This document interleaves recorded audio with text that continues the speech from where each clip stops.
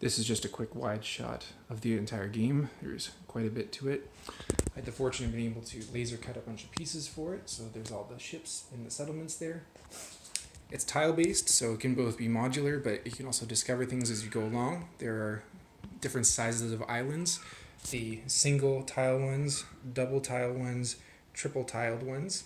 I have them shuffled in there, and then once you discover one part of the bigger islands, you would draw them from the other piles. I'll go a quick overview of all the pieces over here. These are the two action cards. I plan to merge them into one single card where you use either an aggressive or trading ability. That's the currency. These are the stack of admiral abilities. So you as an admiral will choose one. It gives you special abilities, and you'll actually be able to gain tokens based on your ability or what you choose to do with it that you can kind of spend on an extra ability. I've kind of added these, so this current card will actually have spaces in the new version that will allow you to put those spots, telling you what action you're saving up for. Each port that you will discover, right now there's only one, will have individual prices for all the goods that you can harvest. There's currently 6. I plan to shrink it down to 4 because 6 is too complicated. So as you discover more and more parts of the sea, you will discover different ports and be able to trade at different prices. Over here, these are victory point cards. They are for specific things. So with the jeweler, sell 5 gems on sale. They're pretty self-explanatory. They are going to be one of my newer ways of actually winning the game. I've done so many iterations, but this is just a quick overview. Can't go through all that. So the Empire's favor here in the center. This determines both turn order and who has what victory points at what time. The week counter is important because every 4 weeks you'll have to pay taxes, which will adjust your position in the Empire's favor. The amounts are arbitrary, but if you pay a certain amount, you see where you are, you pay above, you can move up in the Empire's favor. If you pay less, you move down. Pretty simple. Every time that the counter goes from one to the other, you flip over a phase card, which will affect that round in a subtle way. This particular one is revolt. All cities in revolt, not towns or capital, must pay 5 gold or 2 food per city to use those cities. So effectively, like the different styles here are, these are little towns, this is a city, and then this big starry one is your capital. So they are,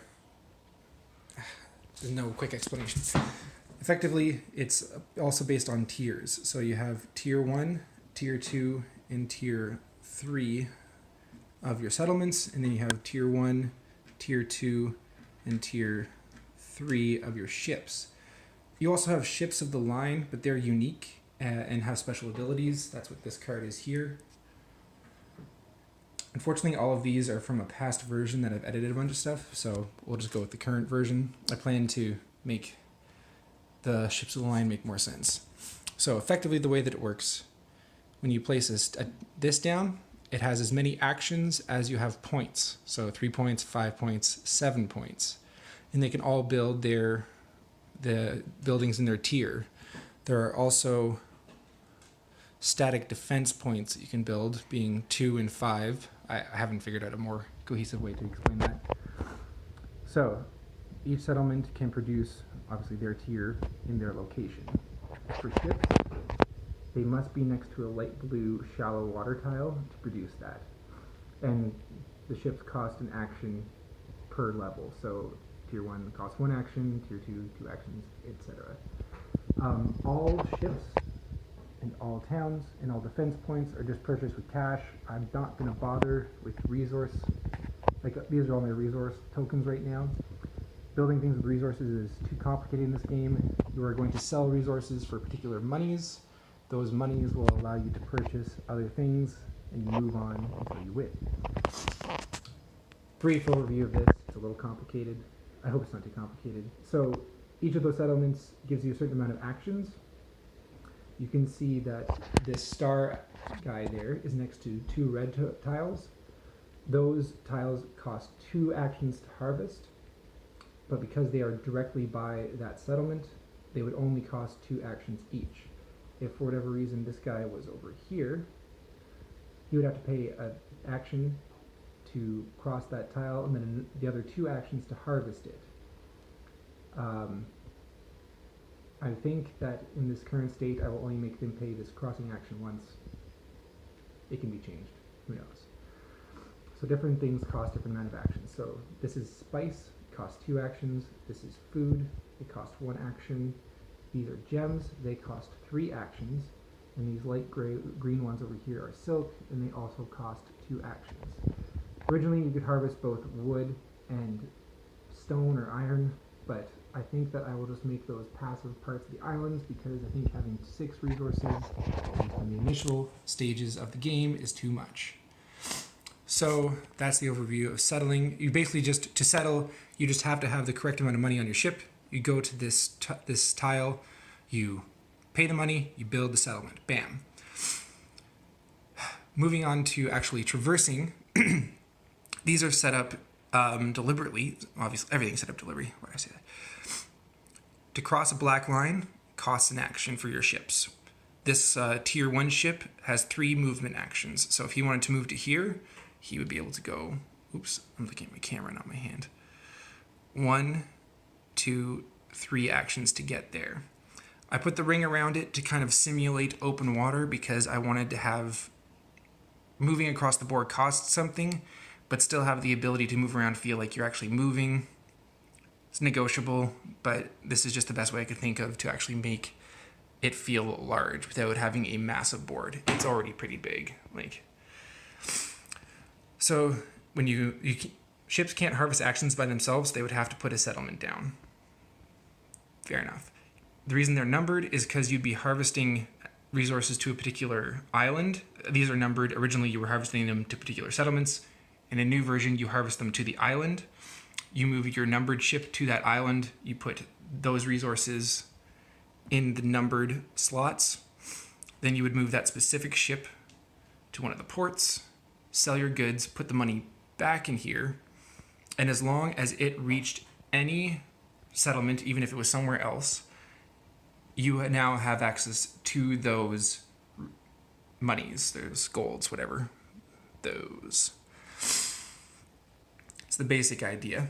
Like I said, everything's purchased with money. The way that battle happens, even though in my playtest it has not been a widely used aspect of the game, this is worth 1 point of attack, this one's worth 2, and then this one's worth 3. Again, the ships of the line have individual statistics based on their cards. It's pretty simple for attack right now. If you have more battle points than the other side, say the other side just had these 2,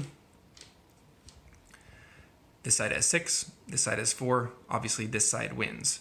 Now what happens is the losing side not only has to leave that tile into another space, but they become damaged based on those numbers. So these guys dealt 6 damage, so you have to apply 6 damage to these guys. Most likely it would destroy the ships. So this one only has 1 health. It would take at least 1 damage state. Ooh, and then flip over. This guy has 2 health. He would flip over at least 1 damage state because he took 2 damage. Still 3 damage left over. These guys would both be destroyed effectively in this battle. So if say there's only 5 points of damage, you might have been able to save this one ship. These guys still have to apply some damage. So these guys did 4. He would likely try to take 3 damage on... He would effectively try to spread it out. I don't have time to go into detail about it, but at least some of these ships would become damaged, but likely none of them would be destroyed. And for winning, they would take 1 less damage per ship that attacked them. So it would be pretty... Well, I think that's the way I'm going to do it. Once again, up to changes. Both people in the battle would be able to play a single action card. Once again, these will be merged. To affect their battle. Some of them will give you extra attack. Some will negate the effects of a boat. Maybe some will even allow you to escape. I have lots of different cards in plan for that. So the aggressing side would play a card first, and then the defending side would play a card in response. Hopefully that would give them some small advantage to being set upon by an aggressing navy. To capture cities, you just go there. Cities and towns and capitals in and of themselves have no defense. So if you didn't have a static defense point or a ship in the same section as your city, it automatically gets captured by the other side. I have not playtested this a great amount. I hope to do that in the future. But right now, that is the basics of my game, Dartolos. Work in progress. This will change quite a bit as well. It'll all change. That's not important. I hope that you like it. I've spent 2 years trying to develop this. I've gone through several sets of boards, several significant changes in the overall gameplay. I can't think of anything else that's immediately relevant to explain. Yeah, I hope that you like it. Thanks.